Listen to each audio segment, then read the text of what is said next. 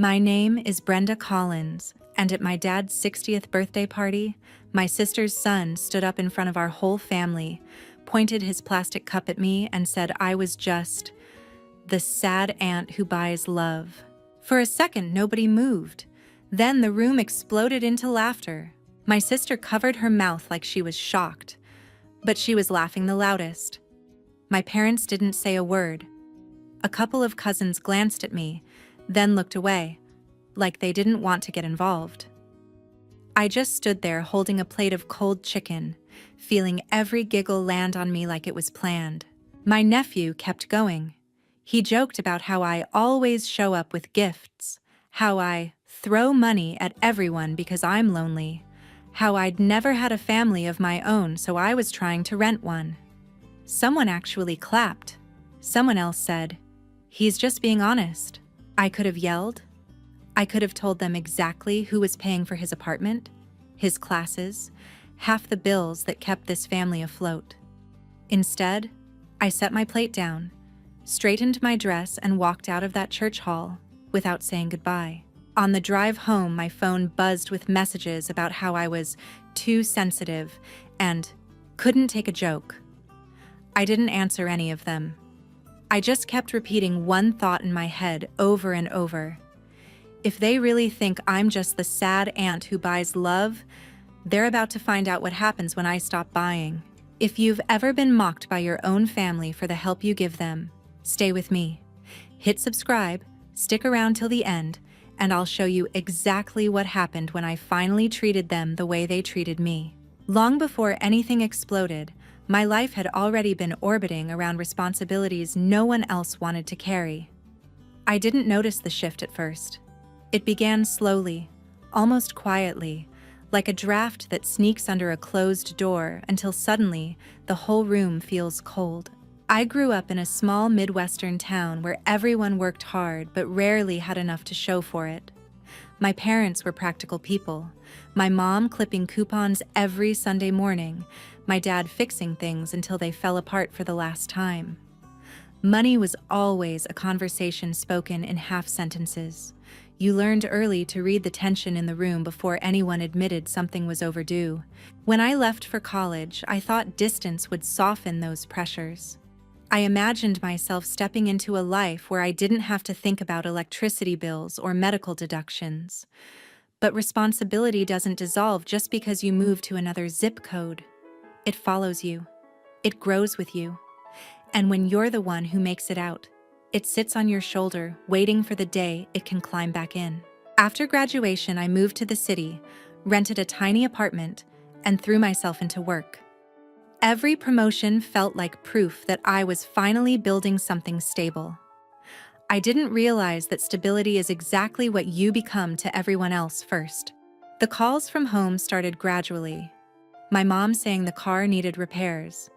My dad hinting the insurance wouldn't cover a new prescription. Small things at first, almost whispered, as if asking too loudly meant they were burdening me. I sent what I could. Then I sent more. Eventually, I stopped calculating whether I could afford it. I just transferred the money, relieved the problem wasn't worse, relieved I had enough. My older sister, Carla Jennings, had a life that never seemed to move in a straight line. She'd always been the impulsive one, the first to fall in love, the first to get married, the first to have a child, the first to get overwhelmed by all of it. Her son, Tyler Jennings, grew up inside that chaos, comforted by the fact that someone else would always patch things together when Carla couldn't. Carla and I were never close, but we shared the unspoken agreement that family absorbs the impact when life hits too hard. And life hit her often. An overdue credit card, a medical bill she swore she'd forgotten about, a sudden layoff. Every crisis arrived like a gust of wind, and I'd steady the door before it slammed shut. Sometimes I told myself I was helping her stay afloat. Sometimes I knew I was the only one keeping her from sinking. Years passed that way, me climbing in my career, them balancing on whatever support I sent back. My parents' health wavered. Carla's finances cracked in predictable cycles. I became the safety net, stretched thin but never torn, because I didn't allow myself to break. It felt easier to be dependable than to watch everything collapse without me. When Tyler reached college age, Carla insisted he deserved a real chance. I agreed. He was smart, charismatic, the kind of kid who could shine if given structure. But structure costs money, and Carla didn't qualify for student loans without a co-signer. My parents couldn't help. That left me. I remember sitting at my kitchen table staring at the loan documents, pages of small print detailing years of payments and interest. Signing meant tying myself to his future in ways he might never understand. Not signing meant leaving him strapped to the same limited possibilities we'd all grown up with. I signed. It didn't stop there. Tuition deadlines arrived faster than Carla could keep up. Housing deposits were due before she'd even processed the last bill. Tyler needed a place near campus, textbooks priced like luxury items, groceries that seemed to multiply. Every new expense found its way to me. And because I still believed I was helping someone rise instead of enabling them to lean, I kept saying yes. There's a strange thing that happens when you become the reliable one. People stop seeing the effort behind the reliability. They stop noticing the extra shifts you work or the things you sacrifice to keep every plate spinning. They only see the hand that keeps reaching out. They assume it will always be there. By the time Tyler settled into his off-campus apartment, half of his life rested on my name. His loans, his housing, his ability to stay enrolled. Carla thanked me once in a voice that sounded more relieved than grateful. My parents said I was doing what family does, and I told myself that was enough. But underneath it all, something subtle was changing. Not in them, in me. A kind of quiet fatigue. The sense that I was holding up more weight than I should. The realization that I had built an entire scaffolding beneath people who rarely looked down to see it. I didn't know it then, but every transfer, every signature, every responsibility I absorbed was forming the backbone of a lesson they would learn in the hardest possible way. And eventually, the day would come when I stepped back and let them stand on their own legs for the first time. There's a moment after humiliation when your mind stops replaying the scene and starts rearranging itself into something sharper. That shift came to me the next morning, not as anger, but as a clarity I hadn't felt in years, a realization that I'd been holding up an entire structure that no one else even tried to steady, and once you see something for what it is, you can't unsee it. I sat at my kitchen counter with a mug of lukewarm coffee, letting the quiet settle into the room. It felt like standing at the edge of a decision I had avoided for too long. My laptop sat unopened beside me, the cursor on the screen waiting like an invitation. There's a kind of power in not reacting immediately, in letting the dust settle before you choose your next move. I wanted my actions to be intentional, not impulsive, because impulsive decisions can be forgiven. Intentional ones cannot. When I finally opened my laptop, I didn't rush. I navigated through folders, emails, saved documents. Every digital thread connecting me to obligations I hadn't realized had become permanent fixtures. I started with the biggest one: housing. Tyler's apartment existed because my financial credibility was attached to it. Without that, the walls around him stood on borrowed time. I pulled up the lease agreement and read it slowly, word by word, not because I needed to, but because I wanted to absorb the reality of what I had allowed. My name was stamped on every page: responsible party, guarantor, emergency contact. It was like looking at a map of how completely I had woven myself into someone else's life. I found the email address for the housing office and drafted a message. I didn't embellish. I didn't explain. I simply stated that I would no longer be financially responsible for the unit and requested instructions on how to terminate my involvement. The words looked stark on the screen, almost foreign, as if someone stronger had typed them. The moment I hit send, something inside me unclenched. Next came the tuition payments. I scrolled through the autopay settings that deducted money without needing my attention. The rhythm of these withdrawals had become so normalized that I'd forgotten they were optional. It felt strange, freeing even, to click disable. A small confirmation box popped up, asking if I was sure. I didn't hesitate. The box disappeared and the page refreshed, blank where the schedule used to be. I leaned back in my chair and breathed. It wasn't triumph. It wasn't revenge. It was a quiet reclamation, the first deliberate step toward letting them live without the cushion I'd built beneath them. The notifications started almost immediately, not from my family, those would come later, but from the systems I had just altered. Housing acknowledged my request and informed me that a reassessment of eligibility would be triggered. The college portal marked the account as pending, a word that carried implications none of them were prepared for. I closed the tabs one by one, feeling the weight shift off my shoulders with each click. For years I'd convinced myself I didn't have a choice, that stepping back meant abandoning them. Now I saw the truth. They were never standing. They were leaning. And I had let them. I spent the rest of the afternoon moving through the house like someone relearning her space. I folded laundry, watered plants, wiped down the counters, mundane acts that felt grounding. My phone stayed face down on the couch, silent. I didn't want to see messages yet, but I knew they were coming. When the sun dipped lower, casting long shadows across the living room, I finally picked up my phone. Dozens of notifications blinked to life. System updates from housing, financial alerts from the tuition portal. Nothing personal yet, just the administrative consequences of my absence rippling outward, announcing the shift before I did. I set the phone aside again. I didn't want to sit there waiting for the emotional fallout. Instead, I stepped outside onto my balcony. The air was cool, steady, indifferent. Everything my family wasn't. I leaned against the railing and let myself imagine what it would feel like to stop cushioning every blow that landed on them. What would they do without the safety net they assumed would always materialize? They were going to find out. Later that night, I powered my laptop back on.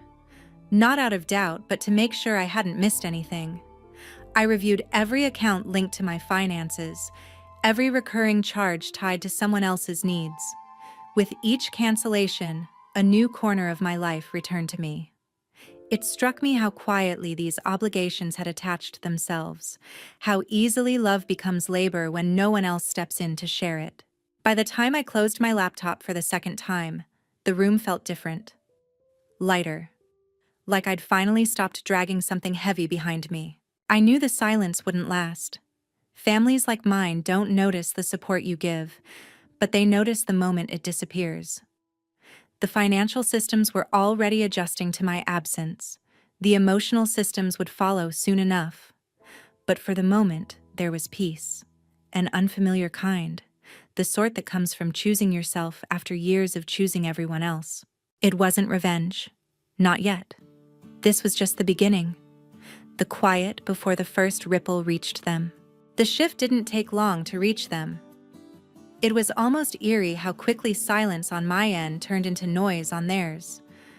Not the kind that comes from honest concern, but the frantic rustling people make when the ground beneath them tilts and they can't figure out why.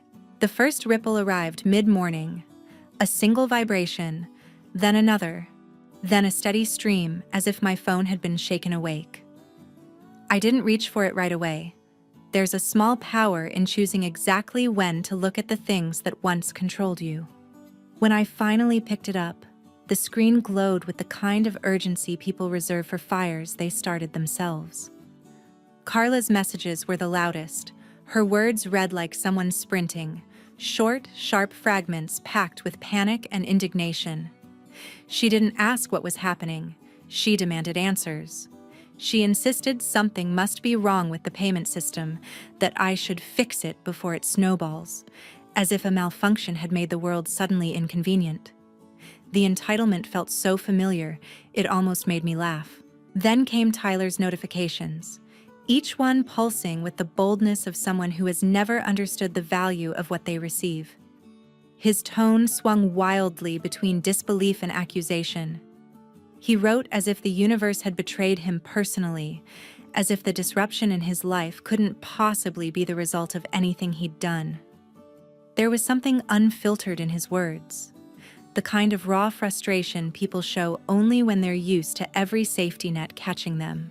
My parents' messages came last, not softer, but disguised as soft. My mom used careful phrasing, the type that pretends to soothe while still pushing.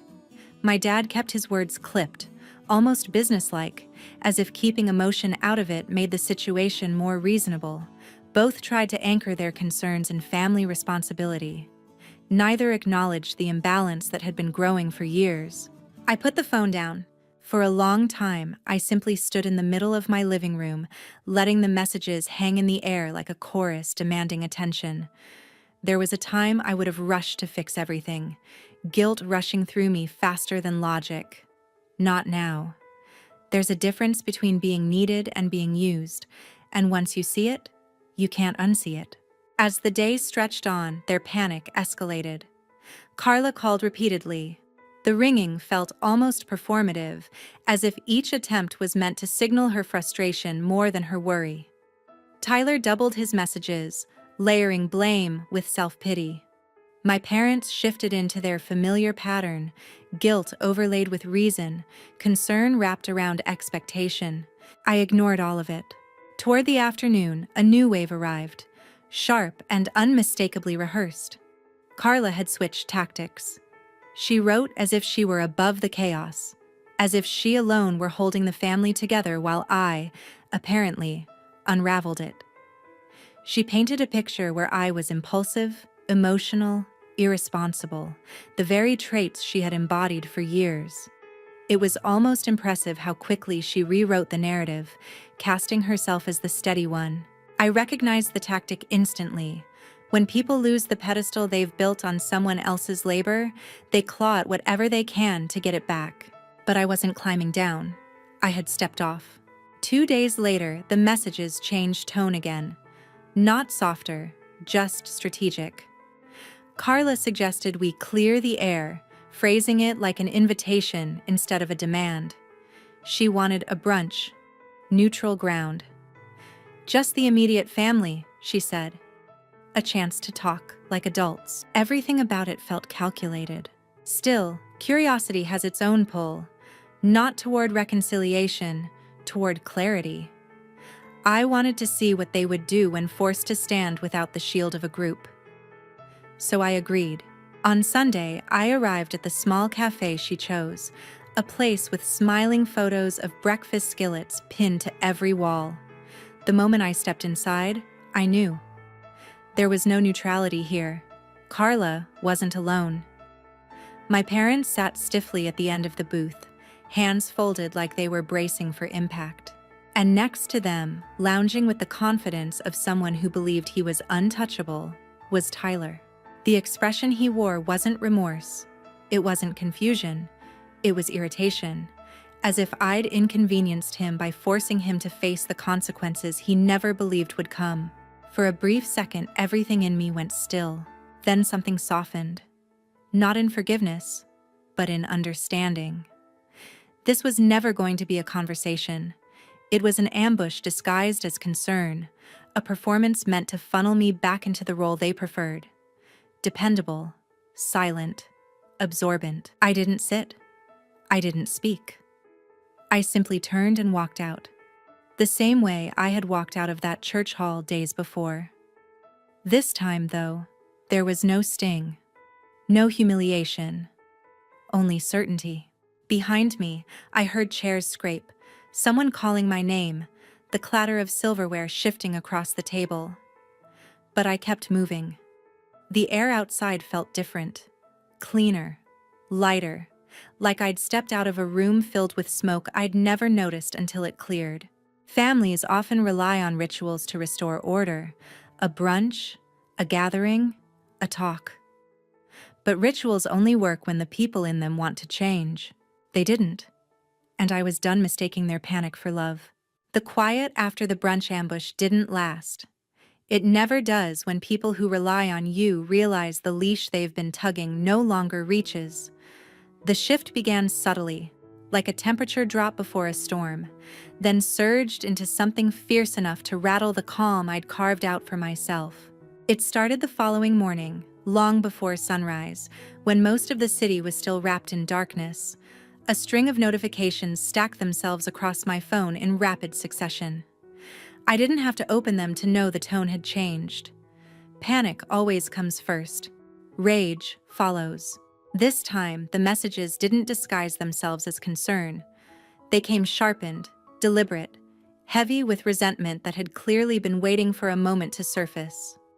Carla's words read like someone stripping away the mask she'd worn for years, accusations polished with self-righteous certainty. She framed my silence as aggression and my boundaries as betrayal, emphasizing how much strain I was putting on the family. Every sentence pulsed with the assumption that I was responsible for restoring the balance she believed belonged to her. Then came the next wave, my parents' attempts at moral pressure. Their messages painted me as the source of disruption, the destabilizing force in an otherwise functional family. It was bewildering how easily they glossed over the years in which I had held everything upright. My absence was the only part they noticed. They reacted as if I had toppled something they built, not something I'd been carrying. I let their words sit on the screen untouched. There are times when silence is an act of defiance, but in moments like this, it's a declaration of truth. No explanation could rewrite the past into something they weren't ready to acknowledge. It was early afternoon when Tyler's presence reemerged, not in words, but through the consequences he couldn't escape. A stack of missed calls from unfamiliar numbers filled my call log. The pattern was too consistent to be random. They came from offices, advisors, administrative desks. Each one a reminder that systems beyond my family had begun to adjust to the changes I'd triggered. His support structure had started to fold in on itself, and he was scrambling, unaware of how to navigate the world without the cushioning he'd taken for granted. I didn't listen to any voicemails. The sound of desperation has a strange way of pulling people back into the roles they're trying to escape. I wasn't giving myself that option.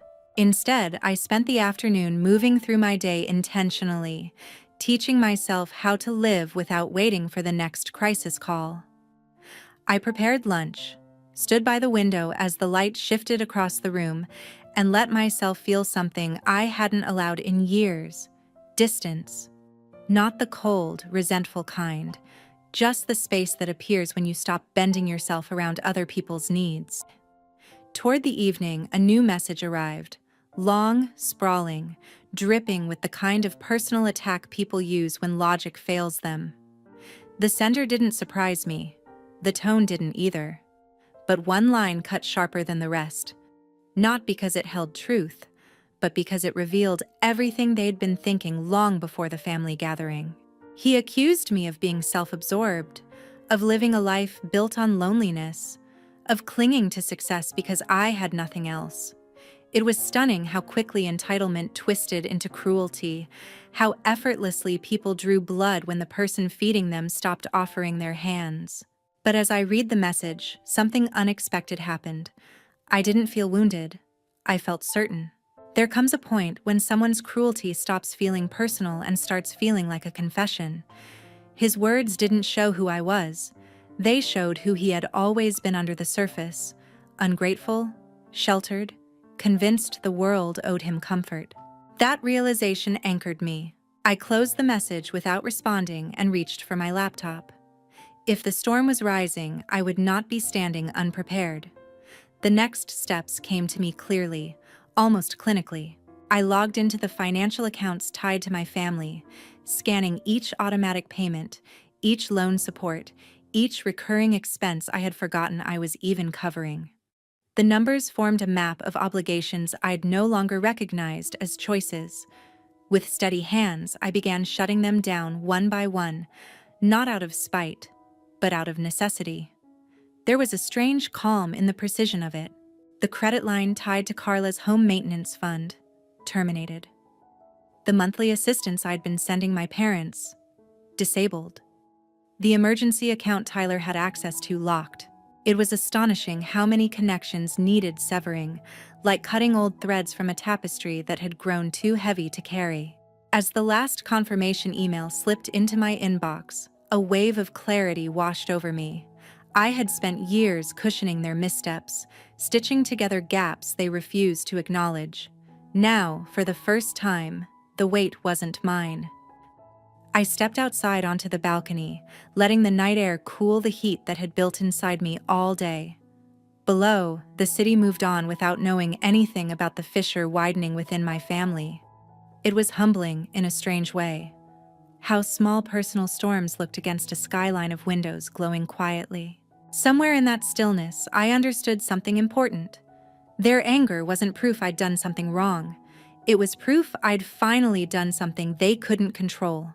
The consequences they faced weren't punishments. They were simply the return of responsibility to the people it belonged to. And for the first time, I felt ready for whatever came next. There's a particular silence that comes after people exhaust every strategy they know. Denial, anger, guilt, manipulation, and realize none of it is working. That silence arrived a few days after I cut the last financial thread. Not peaceful or reflective, but heavy, like the air before something breaks. I first sensed the shift through the absence of notifications. The phone that once buzzed nonstop sat motionless on my table, as if holding its breath. I didn't trust the quiet. People don't change overnight. They regroup. They wait. They look for another door to slip through. And I knew my family well enough to understand that silence from them wasn't resolution. It was recalibration. By midday, the silence cracked. A single email appeared in my inbox, not from anyone I recognized, but from an administrative coordinator at the local community center. They had received an inquiry regarding urgent family assistance and wanted to confirm my involvement. The moment I finished reading, everything clicked into place. My family wasn't trying to fix the chaos they'd created. They were trying to outsource it. It was a strange realization, almost surreal, to watch them reroute responsibility without ever examining why things had unraveled. They weren't looking for solutions. They were looking for substitutes. Anyone, anything, as long as it wasn't themselves.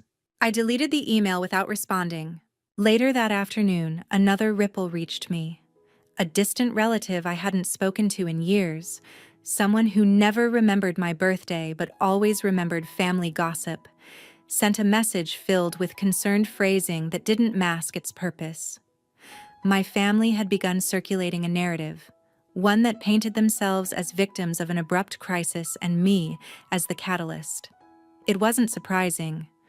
When people lose access, they compensate by rewriting the story. Their version framed me as stubborn and impulsive, a woman overwhelmed by emotion, a daughter who had walked away from her responsibilities. What they left out, of course, were the years of quiet contributions, the countless sacrifices, the emotional labor no one had ever acknowledged. Selective memory is a skill they had mastered long before this. The message didn't bother me. What struck me was how predictable it all felt. How quickly dysfunction turns itself into a performance when the audience shifts. As evening settled, I stepped out onto my balcony. The sky was dimming, headlights flickering across the street in long, unbroken lines. I watched strangers move through their lives with an ease I hadn't felt in years. Somewhere inside that stillness, a question surfaced. Why had I ever believed their chaos was mine to manage? The peace didn't last long. Around sunset, the building's security desk called to inform me someone had attempted to enter without clearance. They hadn't gotten past the lobby, but the description was unmistakable. My father. He had shown up unannounced, insistent and unprepared, leaning on the expectation that he could simply appear and I'd fall back into place. The guard said he eventually left, frustrated but composed. That didn't reassure me. My father had always presented calmness like a mask, meant to hide the urgency pressing beneath it. His presence wasn't about reconciliation, it was about control. I waited for the panic to rise, but it didn't. Instead, I felt something steadier. Resolve. That night, I strengthened the distance between us. I disabled shared accounts I'd forgotten existed, removed my information from directories I hadn't checked in years, adjusted settings on systems that still listed me as an emergency contact. Every adjustment felt like tightening the seams of a boundary that had been fraying since the day I learned to put others first. The next afternoon brought a different kind of ripple. A package. No return label. No handwriting. Just a plain cardboard box sitting at my doorstep like a question waiting to be opened. I hesitated before cutting into it, already bracing myself. Inside were scattered pieces of my past, old birthday cards, thank you notes, small mementos I'd given to Tyler over the years. They had been returned without care, tossed together as if they were trash someone was trying to dispose of quietly. No explanation, no apology. Just a box of discarded history sitting in my hallway. For a moment, I stood completely still. Not hurt, just aware. This wasn't reconciliation. This was retaliation. When people can't reach you, they look for ways to provoke you. They try to remind you of your place in the hierarchy they've built. But the box did something they didn't intend. It clarified everything. I gathered each item, placed them back inside, and sealed the box with deliberate precision. Then, I walked it straight to a donation center on my street. I didn't linger. I didn't second-guess it. I simply handed it over and felt something release inside me, the final thread snapping cleanly. That evening, as the light softened across my living room, I realized how far I'd come from the person who once answered every call, fixed every problem, absorbed every careless word. The distance between who I was and who I had become felt vast, but not lonely. For the first time, the quiet around me didn't feel oppressive. It felt earned. They wanted a version of me who would bend until she broke. They weren't getting her back, and I wasn't done walking away.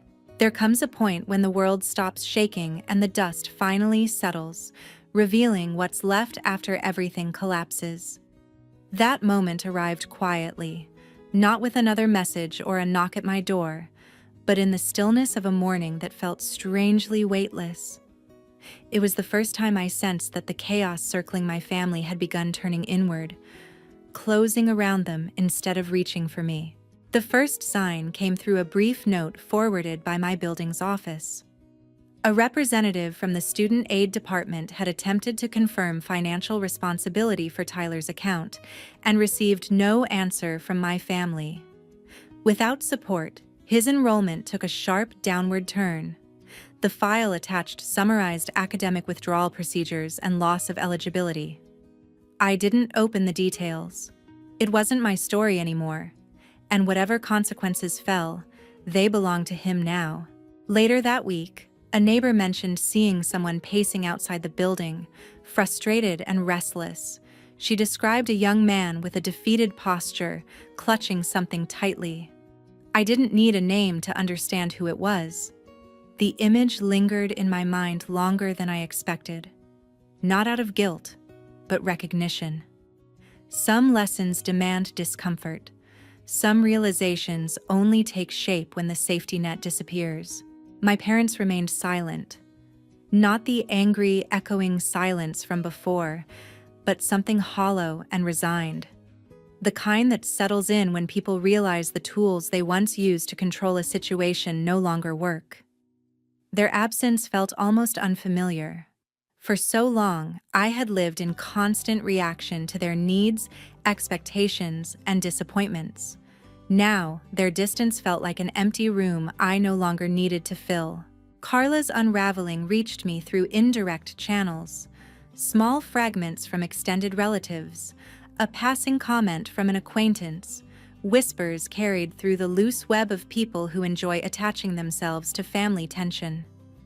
Her polished facade had begun to crack.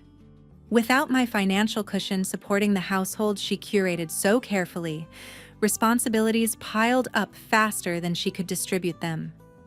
Bills surfaced, repairs stalled. Obligations she used to ignore now demanded attention. It was the first time she had ever been forced to stand without the invisible scaffolding she assumed would always be there. None of it brought me satisfaction. It simply confirmed the truth I had avoided for years. People don't appreciate foundations they never realize they're standing on. One afternoon, as winter light spilled across my living room, I opened a blank notebook. Something I hadn't done in a long time.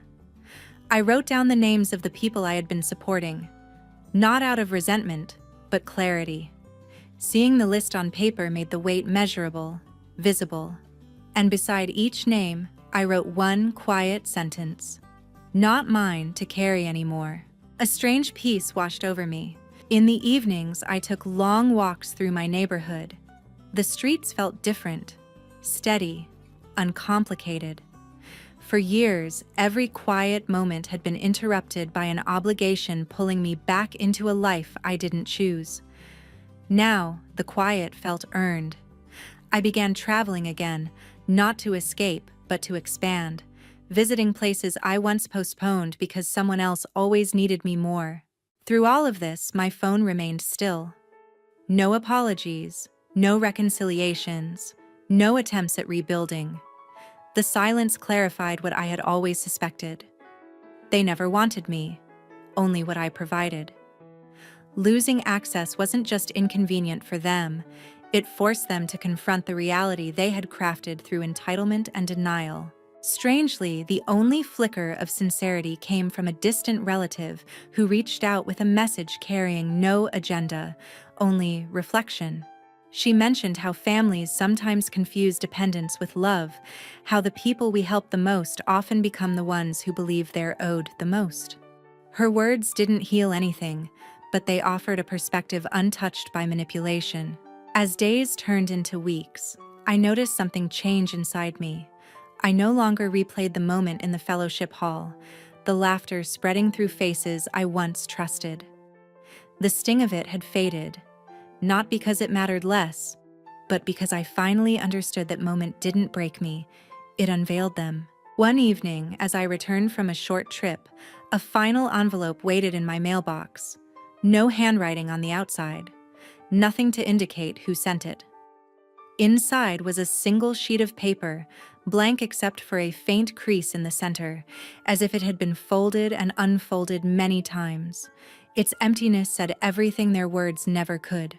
I slipped it into a drawer and closed it gently. What remained after that was a clean, steady quiet. Not loneliness, just space. Space that had been denied to me for years. Space I could finally fill with something of my own choosing. And in that quiet, something settled fully into place. I didn't walk away from a family. I walked away from a pattern.